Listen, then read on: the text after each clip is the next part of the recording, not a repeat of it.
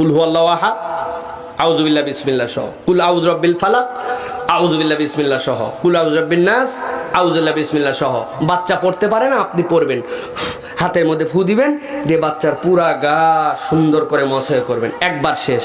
আবার 3 কুল ফালাক, নাস, ইখলাস, হাতের মধ্যে ফু দিবেন, দিয়ে বাচ্চার গা মশ, আবার ফালাক, নাস, ইখলাস, ফু দিয়ে 3 বার দিয়ে গা বন্ধ করলেন। এরপরে একটা দোয়া পড়বেন, বিসমিল্লাহিল্লাহ নিয়ম মুখস্থ করে গায়ের মধ্যে একবার ফু দিবেন, আর পাশে একটু তেল, সরিষার তেল আর পানি দুইটা রেখে আউযুবিল্লাহ একটু কানে, একটু মাথায়, 2 পায়ের তালুতে গায়ে দিয়ে শোয়ায় দিবেন। দেখবেন কান্না কাটি সব বন্ধ, সব বন্ধ।